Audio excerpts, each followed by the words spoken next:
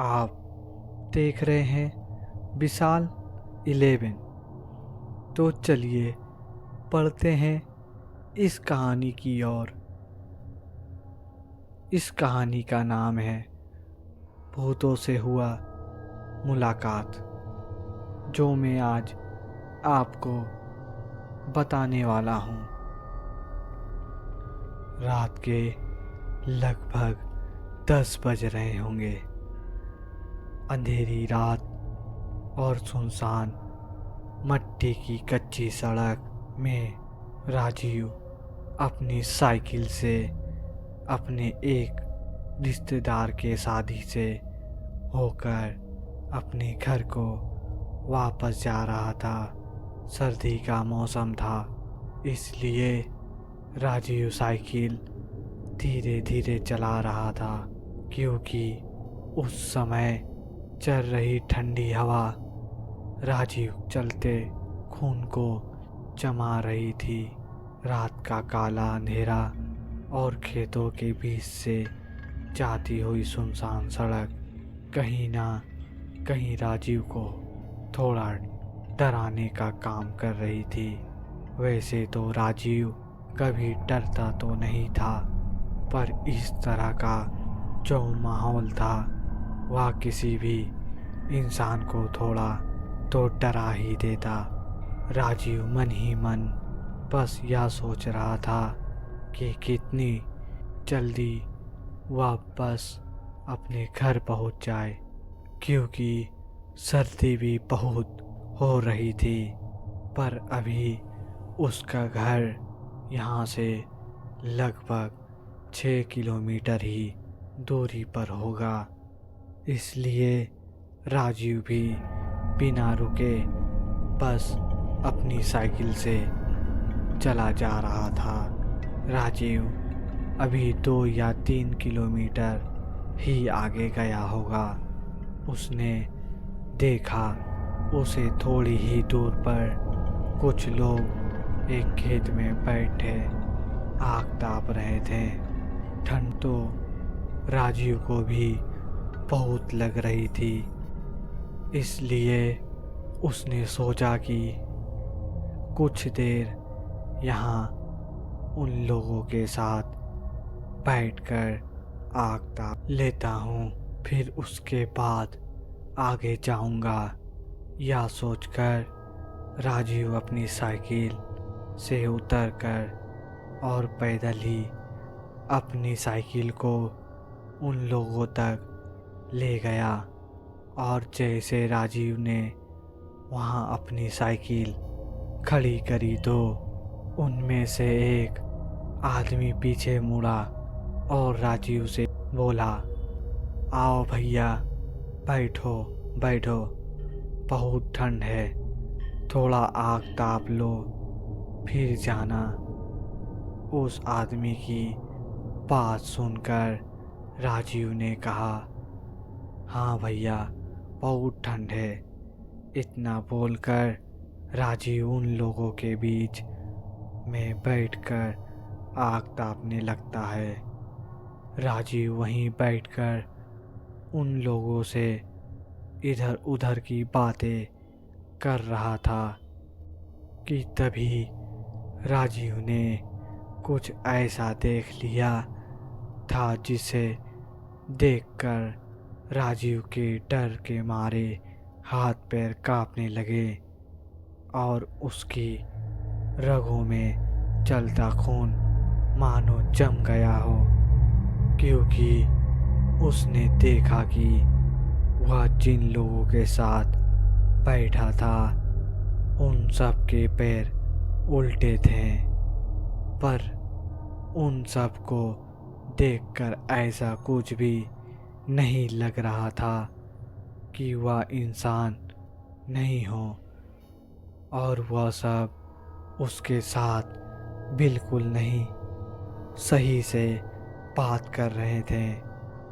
पर अब राजीव यह देखकर बहुत डर चुका था, इसलिए वह बस यहाँ से जल्दी से भाग जा रहा था। पर वह एकदम से भी उठकर नहीं भाग सकता था, क्योंकि शायद उन्हें ऐसा लग रहा था कि राजीव भी उनमें से कोई एक है। इसलिए वह राजीव को कुछ नहीं कह रहे थे। यहाँ फिर उन्हें पता था और वह राजीव के साथ कुछ और ही करना चाह रहे थे। पर तभी राजीव के साथ जो हुआ उसे देखकर तो राजीव के होश ही उड़ गए, क्योंकि तभी उसमें से एक आदमी ने अपनी जेब से कुछ निकाला और कहा, चलो भाई थोड़ा तंबाकू वंबाकू खा लेते हैं। इतना बोलकर वह आदमी सबके हाथों से कुछ देने लगा, और जब उसने वह चीज राजीव के हाथों में दी तो इस बार राजीव की आंखें फटी की फटी रह गई, क्योंकि उसने देखा तो कोई तंबाकू नहीं बल्कि इंसानों की आंखें थी, और वह सब उन आंखों को तंबाकू की तरह खा रहे थे। राजीव ने तो उस समय उनसे वह आंखें ले ली, और जैसे वह लोग उन आंखों को खा रहे थे वैसे ही राजीव ने भी उन आंखों को खाने का नाटक करने लगा। पर उसने उन आंखों को उन लोगों से छुपाकर उसने फेंक दिया। पर राजीव मन ही मन बस यही सोच रहा था कि कहाँ फंस गया मैं, अब कैसे जाऊंगा यहाँ से, यही सब सोच रहा था वह, और उन लोगों से बातें भी करे जा रहा था। तभी एक बार फिर उन लोगों में से एक आदमी ने अपने कपड़े से कुछ निकालता जो उसने अपने कपड़े में बांध कर रखा हुआ था। इस बार भी उसने वह चीज निकाली और कहा, चलो भाई थोड़े चने खा लो। इतना बोलकर वह आदमी फिर सबको बारी बारी वह चीज देने लगा जिसे वह चना बोल रहा था। और इस बार भी जब राजीव की बारी आई तो उसने देखा वह चीज कोई चना नहीं बल्कि इंसानों की उंगलियां भी थी, जो छोटे छोटे हिस्सों में कटी हुई थी। राजीव ने इस बार भी उस आदमी से वह कटी उंगली ले ली, फिर उनको भी खाने का नाटक करने लगा। पर वह यहाँ से भाग जाने के बारे में भी बार बार सोच रहा था, और वह यह भी सोच रहा था कि कहीं इन लोगों को पता चल गया कि वह इनमें से नहीं बल्कि एक इंसान है, तो यह लोग मेरे साथ क्या करेंगे। यह सब सोचते हुए राजीव वहाँ बैठे बैठे डरे जा रहा था। पर उसने सोच लिया था कि अब चाहे मर ही क्यों ना जाए, पर अब यहाँ और नहीं बैठूंगा। इसलिए राजीव वहाँ से उठकर बोला, भाइयों मैं अभी थोड़ी देर में आऊँगा। इतना बोलकर राजीव ने अपनी साइकिल निकाली और वहाँ से जाने लगा।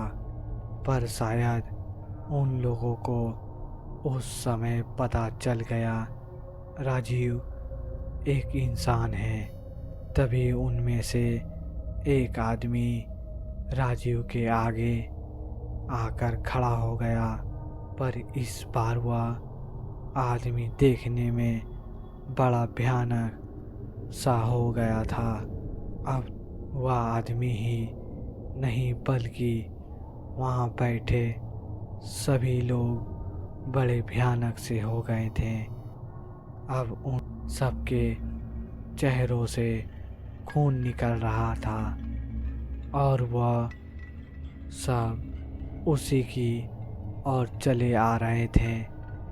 और वह जैसे जैसे राजीव के जितने पास आ रहे थे वैसे वैसे राजीव की दिल की धड़कन तेज हो जा रही थी। पर राजीव वहाँ से भाग भी नहीं सकता था, क्योंकि उन सब ने राजीव को चारों ओर से घेर लिया था। तभी उनमें से एक आदमी राजीव के एकदम पास आ गया। यह वही आदमी था जो थोड़ी देर पहले सबको कुछ न कुछ खाने को दे रहा था। इस बार वह आदमी राजीव के पास गया।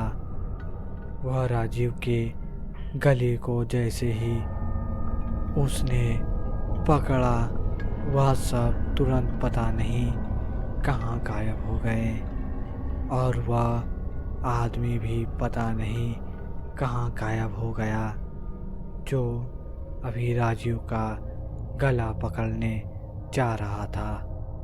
वह सब जैसे ही गायब हुए, राजीव वहाँ से तुरंत भागकर अपने घर चला गया।